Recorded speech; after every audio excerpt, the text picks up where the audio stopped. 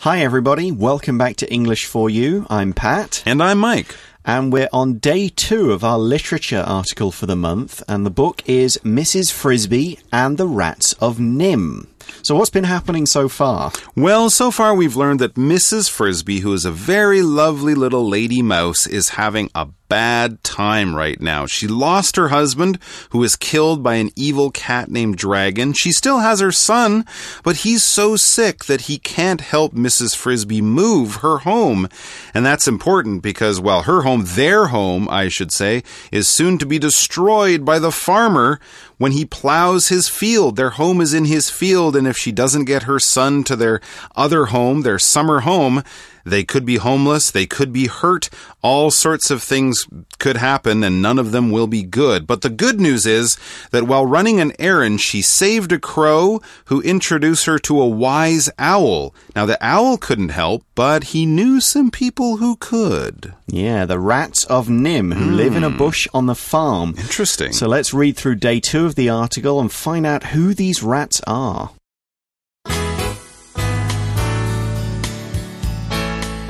Reading.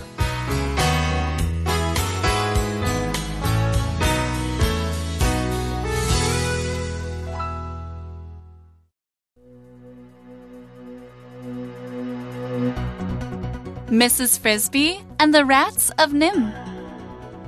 Mrs. Frisby pays a call on the Rats of Nim and meets their leader, Nicodemus. She learns that the rats in this community are very intelligent. They can read and write like humans, and they have also developed many advanced technologies. Nicodemus tells her that these rats were taken to a laboratory at the National Institute of Mental Health, NIM. They became smart after scientists experimented with special drugs on them. In fact, the rats became so smart that they tried to escape from the lab. Only 2 of the rats who ran away survived. Mrs. Frisby realizes that one of these rats was her husband, Jonathan. Nicodemus tells her about the plan. They are going to start their own farm, as they are tired of stealing things from humans. They will leave trash everywhere here to pretend that they are just regular rats. First, however, the rats will help Mrs. Frisby move, since Jonathan is a hero to them. Now they have to deal with their biggest problem, Dragon.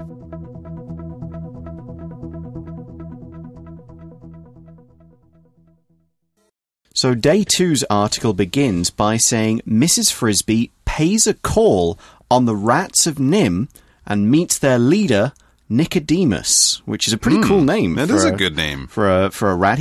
Like, that name makes you sound smart. Absolutely. Like, this guy's got to have a brain if he's got a name like Nicodemus. That's cool.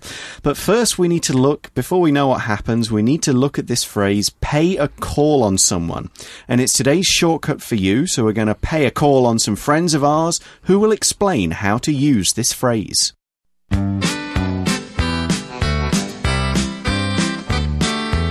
Shortcut for you.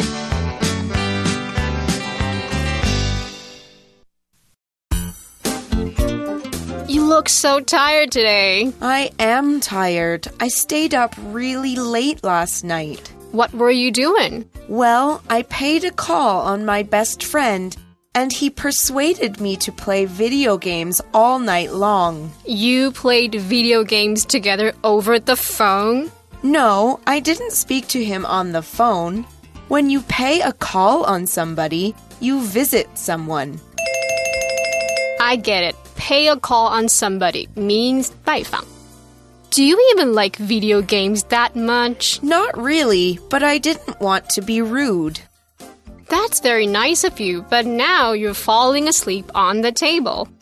I'm sorry. Now I'm being rude by sleeping during our dinner. So, do you want to play video games when we're done eating?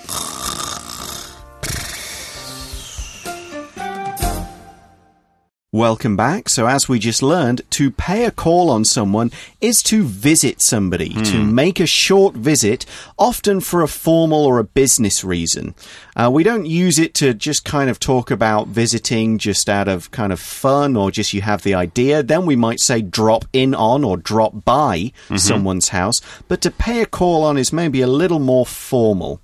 For example, after our new neighbors moved in, we paid a call on them to welcome them to the neighborhood, to welcome them to the area. Okay, so you made a specific plan and effort to go by someone's home or where they were to say hello in a respectful kind of way. So she pays a call and she learns that the rats in this community are very intelligent. Wow, very interesting. So a community is basically a place where a lot of people, or in this case rats, will live together. It could be a town or a village or a city, which is a very large community. In fact, cities are often made up of many smaller communities. The only way to really not have a community is if you live by yourself on the top of a mountain or on a boat or something like that, and you have no one around you anywhere. But even the smallest little town with only 4 or 5 houses and 1 post office will still be a community, just a small community, because it is people who live together, and that's what a community is. As I mentioned, we can also talk about a community of animals, a community of bats maybe live in a cave, or a community of cats might live behind a farm or something like that, because there's more than one animal and they're living together as one kind of social group. Okay, here's an example sentence. There used to be a lot of crime in this community, but things are getting better. Now, this community of rats, they're all very intelligent. All these rats are intelligent, which means they're clever, they're smart. They're able to think and kind of use logic and reason, like if I do this, this will happen. And this is why things are like they are. So when we talk about someone being intelligent, we basically mean they're smart and they can think properly and think well. For example, the intelligent student always gets good grades. So why are these rats intelligent? What does that mean? Well, we learned just exactly how intelligent they are. It's not that they can just run through a maze or they can remember where they hid their cheese. No, they can read and write. Like humans. Ooh. That's right. They can read books and write, maybe with a pen and paper, or maybe even write emails. We don't know. But most rats can't read and write. I'm sure you probably know that. And they have also developed many advanced technologies. Really? So they have smartphones and they've gone to the moon and developed solar panels and they know how to work a BlackBerry. That's amazing because most rats can't do advanced things like that. Advanced is an adjective. It's spelled A-D-V-A-N-C-E-D. When we talk about things or science or technology being advanced, we mean it's very, very modern. It's very up to date. It's using the latest science. Okay, so advanced research. This is the kind of thing doctors are working on this year. They're using the latest discoveries, the most powerful machines and research equipment to come up with the best, most modern science. It's all very advanced. If you want to work in supercomputers or help NASA get to the planet Mars or something, you'll be working with a lot of advanced science or advanced technology. For example, you've just started learning English, so you shouldn't take the advanced classes just yet. Advanced English will be very complicated. You'll need a lot of knowledge to understand it. Now, here we're talking about advanced technologies. Now, technology is spelled T-E-C-H-N-O-L-O-G-Y. Technology. Here we're using it in the countable form, technologies. So that means machines and other things made by science. Technology by itself can also be a general noun, a mass noun, which is uncountable, to talk about scientific knowledge in general. But here we're talking about technologies, different items, different devices, different things made by and using science. For example, you could talk about a movie, and the movie imagines what would happen if we had the technologies to travel through space to many other planets. Now, we can't do that right now, but we are developing the technologies, the spaceships, the food things we'll need, the breathing things we'll need, and all that other stuff to travel to other planets. They're in development, but they will be, of course, very advanced technologies. Absolutely. Let's get back to these amazing rats. It says Nicodemus tells her that these rats were taken to a laboratory at the National Institute of Mental Health. National Institute Mental Health. NIMH. NIM. There we go. They're the rats of NIM. NIM is not a magical land or something like that. It's the National Institute of Mental Health. Wow. NIMH. But there, at this laboratory, this is where the rats maybe were given some kind of special treatment. This is where they learned to be so smart, to read and write and work with advanced technology at a laboratory. Well, laboratory, it's also sometimes shortened to lab. And some people will pronounce it laboratory. Yes. I think that's a lovely way of saying it. Laboratory or laboratory or lab. Just say lab. It's 3 letters. It's much shorter, but it's always a place where scientists will do certain kinds of tests and experiments.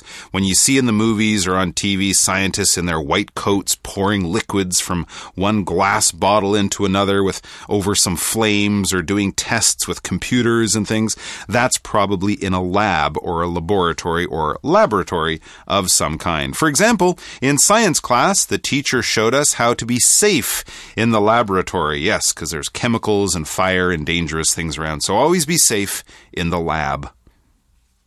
Now, this lab, or laboratory, was at the National Institute of Mental Health. An institute is an organization that has a particular purpose, almost always relating to science. For example, it could be a research institute that's looking at ways to fight cancer.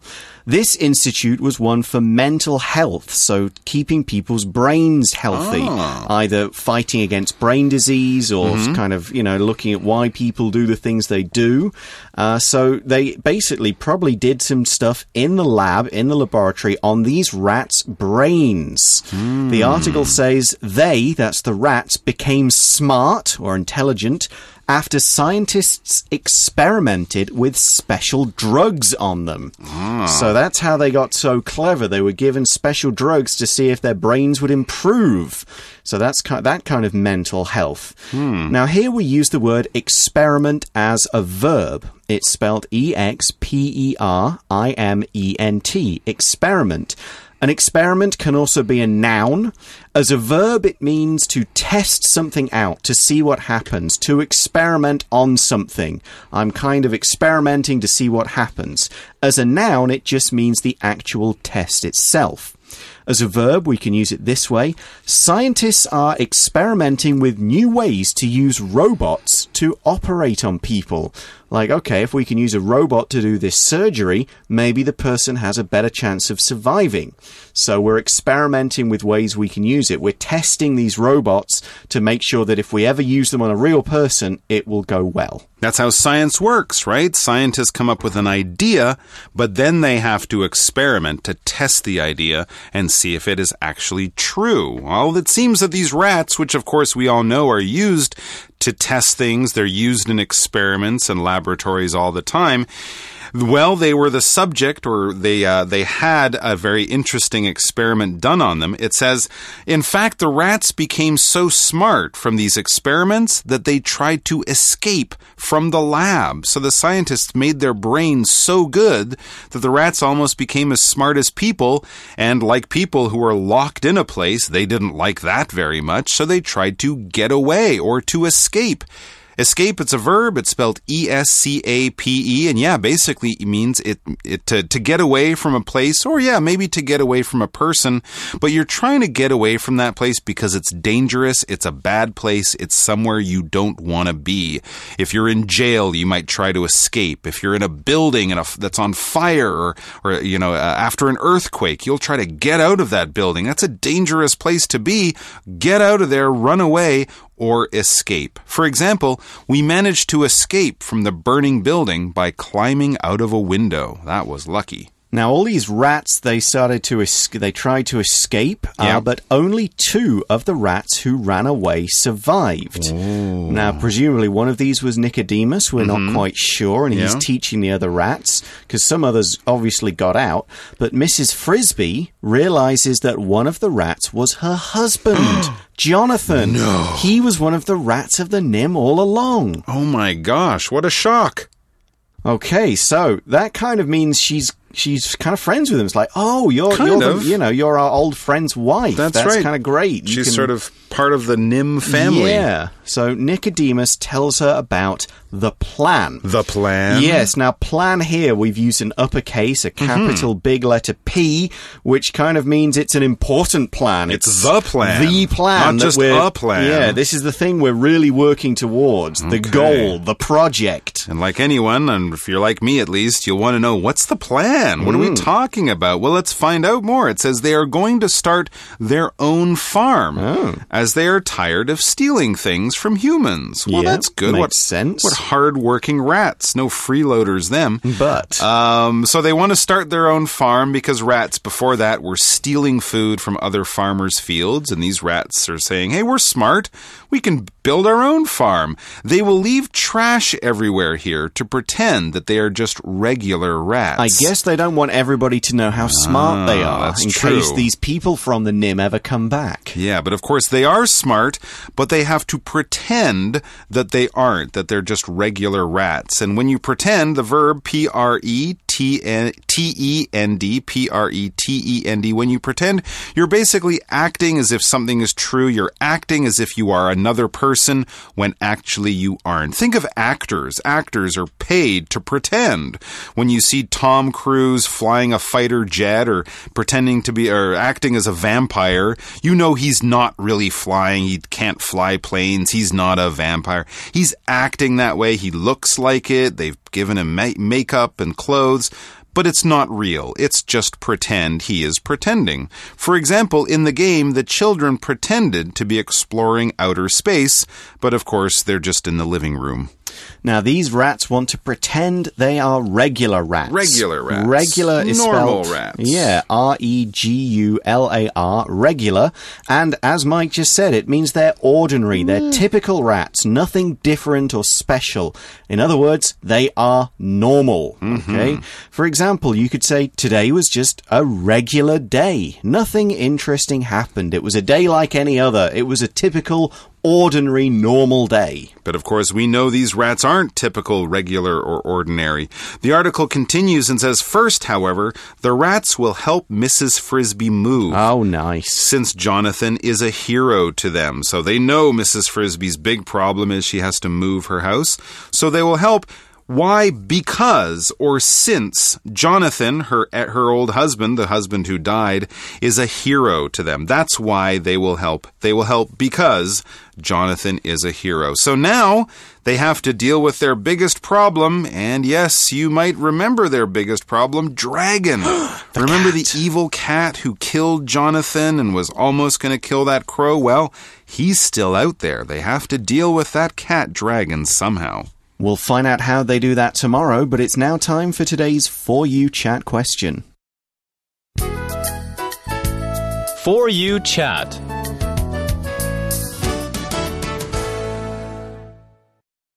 So the question is, do you think humans should be allowed to perform experiments on animals? Why or why not? Wow, that's a tough question. It is. We haven't really got time. You could write whole articles on this. You could, and people have. Well, I'm not the president or the king, so I can't decide. From what I understand, sometimes we need to test on animals. When we're testing medicines that people will take, there are ways to do tests that don't involve hurting the animals. For example, if we want to find about genes, we use fruit flies. Scientists have been using fruit flies for years. Sure. And the fruit flies don't suffer. They just live their normal lives. But we can find out a lot about how genes work by seeing what happens when you put them in fruit flies. Absolutely. So there are ways to do it. Now, as I said, it's a complicated issue. We haven't really got time to discuss it. What do you think about it? Have a discussion, but we'll have to leave it there and talk to you again tomorrow. Bye for now.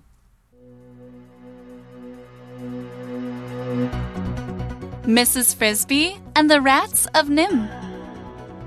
Mrs. Frisbee pays a call on the rats of Nim and meets their leader, Nicodemus.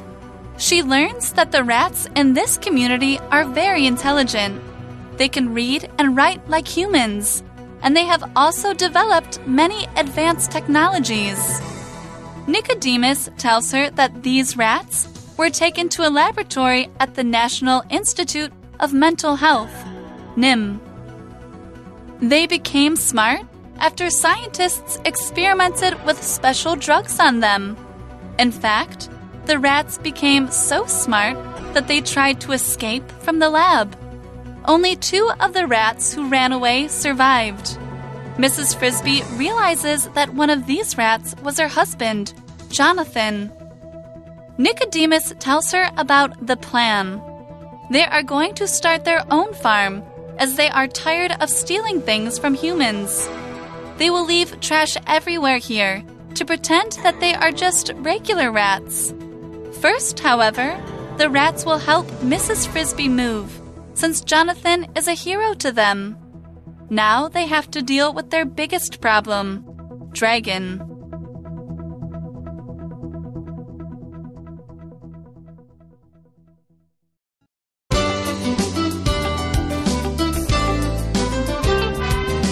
Vocabulary Review.